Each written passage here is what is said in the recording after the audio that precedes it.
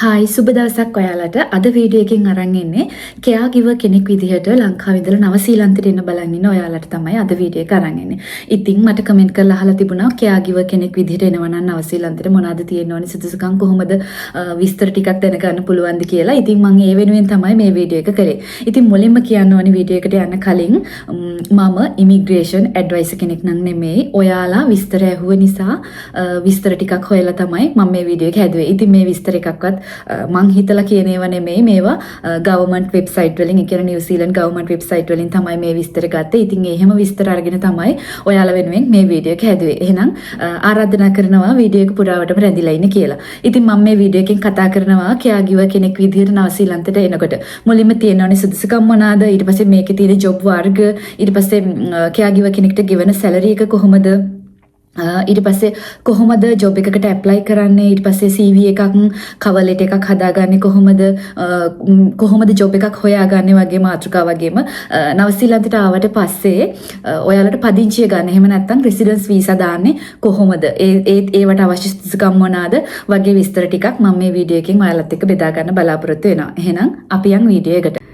හරි, අපි එහෙනම් බලමු ලංකාවේ ඉඳලා නවසීලන්තයට කෙයා ගිවර් කෙනෙක් විදිහට එන්න බලන් ඉන්න ඔයාට තියෙන්න ඕනේ සුදුසුකම් මොනවාද කියලා.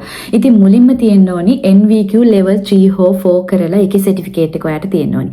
NVQ level 3 හෝ 4 සහ ඒකේ සර්ටිෆිකේට් එක ඔයාට තියෙන්න ඕනේ මූලික සුදුසුකමක් විදිහට. ඒක තමයි බලන්නේ. ඊළඟට අඩුම වශයෙන් අවම වශයෙන් අවුරුද්දක පළපුරුද්දක් ඔයාට බලනවා. ඒ කියන්නේ 1 year experience එකක් අවම සුදුසුකමක් විදිහට බලනවා. ඉතින් අවුරුද්දකට වඩා වැඩි එක්ස්පීරියන්ස් තියෙනවා නම් තවත් හොඳයි. ඉතින් එතකොට එක්ස්පීරියන්ස් එක වැඩි වෙනවා කියන්නේ ඔයාව තෝරා ගන්න තියෙන සම්භාවිතාවත් වැඩි වෙනවා. ඒ වගේම ඉංග්‍රීසි භාෂා කුසලතාව බලනවා. ඒකට IELTS කරනවා නම් IELTS වල ඕවරෝල් 4 හෝ එහෙම නැත්නම් PTE එක්සෑම් එක කරන්න පුළුවන්. ඒකේ ලකුණු 29ක් ගන්න ඕනේ. මෙන්න මේ සුදුසුකම් ටික තමයි ඔයාට කෙයා ගිවර් කෙනෙක් විදිහට ඇප්ලයි කරන්න මූලික සුදුසුකම් විදිහට බලන්නේ. මුලින්ම NVQ level 3 හෝ 4 කරලා ඒකේ සර්ටිෆිකේට් එක තියෙන්න ඕනේ. ඊට පස්සේ අවම වශයෙන් අවුරුද්දකවත් වැඩ කරලා කෙයා ගිවර් කෙනෙක් විදිහට ඔයා වැඩ කරලා ඒක එක්ස්පීරියන්ස් පෙන්නන්න ඕනේ. ඊට පස්සේ අවුරුද්දකට වඩා වැඩි වෙනවා නම් ගොඩාක්ම හොඳයි. ඉතින් එහෙම නැත්නම් අවම වශයෙන් අවුරුද්දකවත් තියෙන්න ඕනේ. ඊළඟට ඉංග්‍රීසි භාෂා කුසලතාව. ඒ කියන්නේ IELTS කරලා overall 4 ගන්න ඕනේ. එහෙම නැත්නම් PTE කරලා ලකුණු 29 ගන්න ඕනේ. මෙන්න මේ සුදුසුකම් ටික තමයි ඔයාලගෙන් මූලික වශයෙන් බලන්නේ. අපි දැන් බලමු කොහොමද දැන් අපි මේ ජොබ් එකකට ඇප්ලයි කරන්නේ කොහොමද කියලා අපි මුලින්ම දැනගන්න ඕනනේ. ජොබ් එකකට ඇප්ලයි කරන්න මුලින්ම ඔයාලට තියෙන්න ඕනේ හොඳ CV එකක් සහ cover letter එකක්. මොකද මේ CV එකෙන් තමයි ඔයාලව අඳුනගන්නේ. ඉතින් CV එකක් සහ cover letter එකක් තියෙන්න ඕනේ. ඒක අපේ රටට ගැලපෙන විදිහට නෙමෙයි. කියන්නේ අපේ රටේ ජොබ් එකකට ඇප්ලයි කරන විදිහට නෙමෙයි මේ CV එක හදන්න ඕනේ. ඒක ගැලපෙන්න ඕනේ නවසීලන්තෙට. ඉතින් අපි කරන O level විෂයන් මේකට ඇතුළත් කරලා A level විෂයන් ඇතුළත් කරා කියලා තීරණයක් වෙන්නේ නැහැ. නවසීලන්තෙට ගැලපෙන විදිහට තමයි මේ CV එක සහ cover letter එක හැදෙන්න ඕනේ. ඉතින් අපි ලංකාවේ ඉඳලා අපි දන්නේ නැහැනේ කොහොමද මේක මේ රටට ගැලපෙන නවසීලන්තයට ගැලපෙන විදිහට හදාගන්නේ කියලා.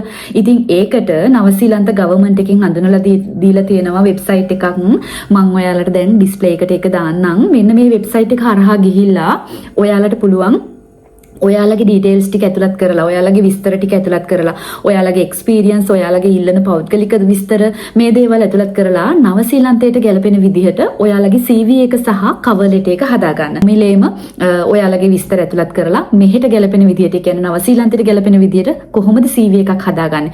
ඒකත් දැනගෙන CV එකක් හදාගන්න සහ cover letter එකකුත් හදාගන්න. ඒ වගේම මේ වෙබ්සයිට් එක ඔයාලට ගොඩාක්ම වැදගත් වෙයි. මේකේ ජොබ් වර්ග ගැන තව ඔයාලට ඇප්ලයි කරන්න පුළුවන් තව තියෙන ජොබ් වර්ග මොනවාද වගේ ගොඩාක් විස්තර මේකේ මේ වෙබ්සයිට් එකේ ඇතුළත් වෙනවා. ඒවත් ඔයාලට දැනගන්න පුළුවන් මේ වෙබ්සයිට් එකට ලොග් වෙලා බැලුවහම. ඉතින් මේ වෙබ්සයිට් එක ඔන්න දැන් මම ඩිස්ප්ලේ එකට දාලා තියෙනවා. ඔයාලට පුළුවන් මේ වෙබ්සයිට් එක හරහා ගිහිල්ලා ඔයාලගේ CV එක සහ cover letter එක හදාගන්න. මොකද ජොබ් එකකට ඇප්ලයි කරන්න මූලිකවම අර සුදුසුකම් ටික තිබුණත් හොඳ CV එකක් තිබුණ නැති වුණොත් එහෙම CV එක නිසාම රිජෙක්ට් වෙන වෙලාවල් තියෙනවා. ඒක නිසා අනිවාර්යයෙන්ම CV එක ඒ ඉල්ලන රටට ගැලපෙන විදිහට අපි අනිවාර්යයෙන්ම හදාගන්න ඕනේ. ඒක නිසා මේ වෙබ්සයිට් එක හරහා ගිහිල්ලා ඔයාලට පුළුවන් CV එකක් සහ cover letter එකක් හදාගන්න.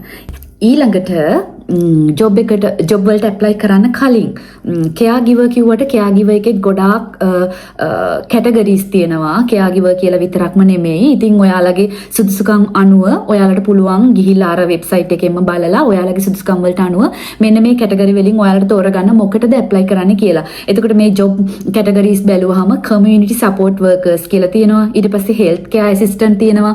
පර්සනල් කෙයාගිවර් තියෙනවා. කෙයාගිවර් කියලා වෙනම ඉල්ලනවා. ඊට පස්සේ කැෂුවල් හෙල්ත් කෙයාර් ඇසිස්ටන්ට් කියලා වගේ හෙල්ත් කෙයාර් කැටගරිස් ගොඩක් තියෙනවා. ඉතින් මේ කැටගරිස් වලින් ඔයාලට සුදුසු ඒවා තෝරගෙන ඇප්ලයි කරන්න පුළුවන්. ඒ වගේම මෙහෙම ඇප්ලයි කරනකොට එහෙම ඇප්ලයි කරන්න දැන් අපි දන්නේ නැහැනේ කොහොමද ඇප්ලයි කරන්නේ අපිට ජොබ් එකක් කවුරුවත් කියන්නේ කොහොමද අපි දැන් ඒව හොයාගන්නේ අන්න ඔය ප්‍රශ්නෙට විසඳුමක් විදිහට වෙබ්සයිට්ස් තියෙනවා මේ ජොබ් ඇඩ්වර්ටයිස්මන්ට් දාන වෙබ්සයිට් වෙනමම තියෙනවා ඒ කියන්නේ ජොබ් දැන්වීම් පළ කරන වෙබ්සයිට් තියෙනවා ඉතින් මේ වෙබ්සයිට් හරහා ඔයාලට ලොග් වෙලා ඔයාලට පුළුවන් ජොබ් එකක් හොයාගන්න ඉතින් මේ වෙබ්සයිට් ගැන කතා කරනකොට Seek කියන වෙබ්සයිට් එක අපිට ගන්න පුළුවන් Seek කියන්නේ ගොඩාක් හොඳ වෙබ්සයිට් එකක් SEEK Seek www.seek.co.nz කියන වෙබ්සයිට් එක මේ ඩිස්ප්ලේ එකේ පෙන්වන විදිහට මෙන්න මේ වෙබ්සයිට් එකට ගිහිල්ලා ප්‍රොෆයිල් එකක් ඔයාලගේ විස්තර දාලා ඔයාලගේ එක්ස්පීරියන්ස් ඔයාලා කලින් වැඩ කරපු තැන් ඔයාලගේ සර්ටිෆිකේට් ඊට පස්සේ ඔයාලගේ සුදුසුකම් ඔක්කොම ටික දාලා ඔයාලගේ ප්‍රොෆයිල් එකක් හදලා ඒ වගේම ජොබ් ඇලර්ට් එන විදිහට ජොබ් ඇලර්ට් එක ඔන් කරන්න ඕනි.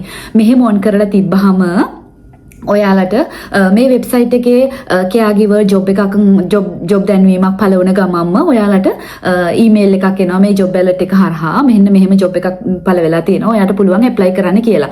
අන්න එතකොට ඔයාට පුළුවන් මෙන්න මේ වෙබ්සයිට් එකට ලොග් වෙලා ඔයාගේ ඩීටේල්ස් ඇතුළත් කරලා ඒකට ගැලපෙන විදිහට CV එකක් හදලා ජොබ් එකට ඇප්ලයි කරන්න. ඒ වගේම Seek වෙබ්සයිට් එක වගේම තවත් හොඳ වෙබ්සයිට් එකක් තමයි Treadme කියන වෙබ්සයිට් එක. මේකත් මම ඩිස්ප්ලේ එකේ දාන්නම්. මෙන්න මේ වෙබ්සයිට් එකට ගිහිලා ඔයාලට පුළුවන් අර විදිහටම ප්‍රොෆයිල් එකක් හදලා ඔයාලගේ එක්ස්පීරියන්ස් ඔයාලා වැඩ කරපු තැන් ඊට පස්සේ ඔයාලගේ තියෙන අනිත් සුදුසුකම් ඔක්කොම ටික දාලා ඔයාලගේ ප්‍රොෆයිල් එකක් හදලා ඇතුළත් ඒකට වෙබ්සයිට් එකට ඇතුළත් කරලා තිබ්බහම ජොබ් ඇලර්ට් ඔන් කරලා ඔයාලට අර විදිහටම ජොබ් එකක් පළ වුණාම ඔයාලට ඊමේල් එකක් ආවහම ඒකෙන් දැනගෙන ඊට පස්සේ ඔයාලට ජොබ් එකකට ඇප්ලයි කරන්න පුළුවන්.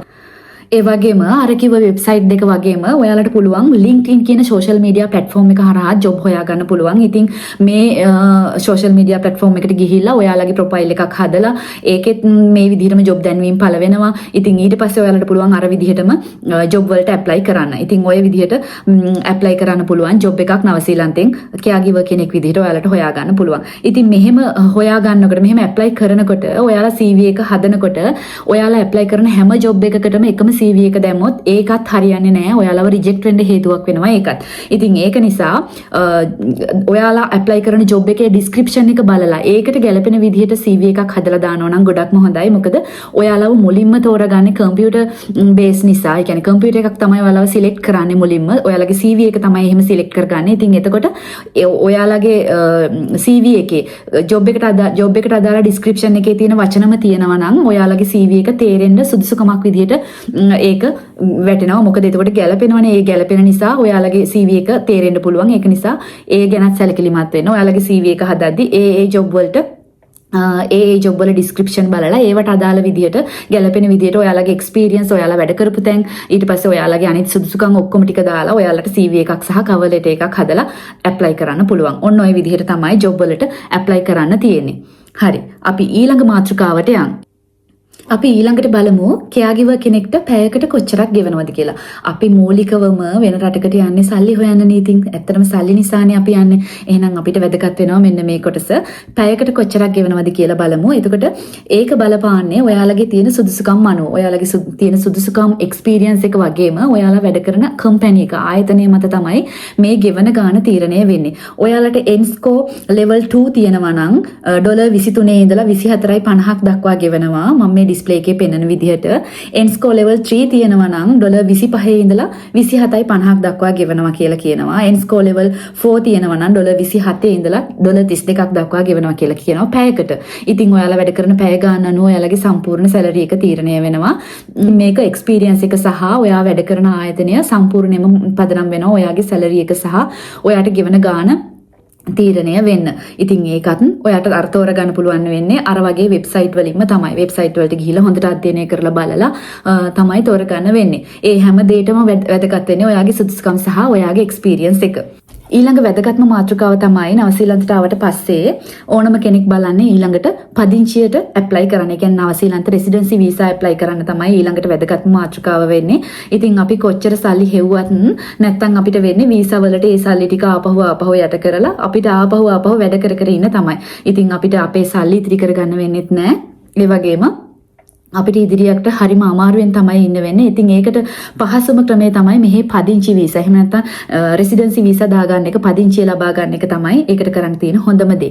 ඉතින් ඒකට ඕනි සුදුසුකම් මොනවාද? රෙසිඩෙන්සි වීසා ඇප්ලයි කරන්න ඕන සුදුසුකම් මොනවාද කියලා තමයි අපි දැන් කතා කරන්නේ. ඒකට ඔයා ජොබ් එක කරන්න ඕනේ ඇක්‍රිඩිටඩ් එම්ප්ලොයි කෙනෙක් ළඟ. ඒකම වශයෙන් අවුරුදු 2ක් ඔයා වැඩ කරලා එක්ස්පීරියන්ස් තියෙන්න ඕනි මේ රෙසිඩෙන්ස් ඇප්ලයි කරන්න. නවසීලන්තයට ඇවිල්ලා අවුරුදු 2ක් ඇක්‍රිඩිටඩ් එම්ප්ලොයි කෙනෙක් ළඟ වැඩ කරලා ඔයාට එක්ස්පීරියන්ස් එක තියෙන්න ඕනේ. ඊට පස්සේ ඔයාට මේ වැඩ කරන කාලය, මේ අවුරුදු 2ක කාලය ඔයාට ගෙවලා තියෙන්න ඕනේ නවසීලන්ත ඩොලර්, නිව්සීලන්ත ඩොලර් 28.25 ඉඳලා පැයකට ගෙවලා තියෙන්න ඕනේ. මෙන්න මේ ගානට වඩා වැඩිපුර ඔයාට ගෙවලා තියෙන්න ඕනේ. ඔයාට මේකට ඇප්ලයි කරන්න සුදුසුකම් ලබන්නේ අන්න එතකොට.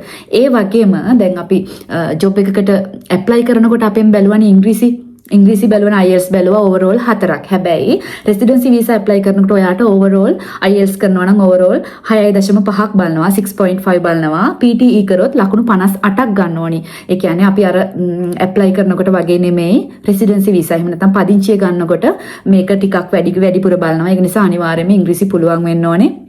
ලකුණු 58ක් බලනවා PTE වල. එහෙම නැත්නම් IELTS කරොත් එහෙම 6.5 තියෙන්න ඕනේ ඕවරෝල්. ඊට පස්සේ වයස බලනවා. වයස 55ට වඩා අඩු වෙන්න ඕනේ. ඔන්න ඔය සුදුසුකම් ටික තමයි රෙසිඩෙන්සි වීසා ඇප්ලයි කරනකොට ඕනේ වෙන්නේ. ඉතින් ඒ වගේම කියන්න ඕනේ ඔයා නවසීලන්තයට කැගිව කෙනෙක් විදිහට ආවට පස්සේ ඔයා වර්ක් වීසා එකකින් නවසීලන්තයට කැගිව කෙනෙක් විදිහට ආවට පස්සේ ඔයාට පුළුවන් ඔයාගේ පාර්ට්නර් එහෙම නැත්නම් ඔයාගේ ෆැමිලි එකත් මෙහෙට ගෙන්න ගන්න පුළුවන්. ඒකටත් මෙහින් ඔයාට වීසා ලැබුණා කියන්නේ ඒගොල්ලන්ටත් පහසුවෙන්ම මෙහෙට එන්න වීසා ලබා ගන්න පුළුවන්. ඉතින් එතකොට ඔයාට පවුලත් එක්කම රෙසිඩෙන්සි වීසා පදිංචියක් මෙහෙ ලබා ගන්න පුළුවන්. ඔය කියන සුදුසුකම් ටික සම්පූර්ණ කළොත්. ඉතින් ඔය විදිහට තමයි කැගිවර් කෙනෙක් විදිහට නවසීලන්තයට එන්න බලාගෙන ඉන්න ඔයාට සූදානම් වෙන්න තියෙන. ඉතින් මං කිව්ව මේ වෙබ්සයිට් ටික මං ඩිස්ක්‍රිප්ෂන් එකේ දාලා තියන්නම්. ඔයාලා ඒවට ගිහිල්ලා බලන්න. ඔයාලට මේ මං කිව්ව තොරතුරු වලට තව තොරතුරු එකතු කරගන්න පුළුවන්, විස්තරාත්මකව එකතු කරගන්න පුළුවන්. වගේම කොහොමද ජොබ් වලට ඇප්ලයි කරන්නේ, කොහොමද ජොබ් එකක් හොයාගන්නේ, මොනවද තියෙන ජොබ්, ඒ වගේ කරන්න තියෙන්නේ මොනවද, ඔය දේවල් වල සියලුම විස්තර දැනගන්න පුළුවන් මේ වෙබ්සයිට් හරහා.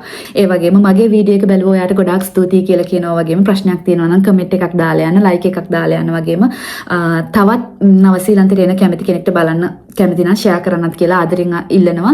ඉතින් අද වීඩියෝ එක බැලුවා ඔයාට ගොඩාක් ස්තුතියි. වගේම තවත් ඔයාලට මොන හරි දැනගන්න තියෙනවා නම් කමෙන්ට් කරන්න කියලා පහලින් කමෙන්ට් එකක් දාලා යන්න කියලා ඉල්ලනවා. එහෙනම් අදට ගිහින් එන්නම්.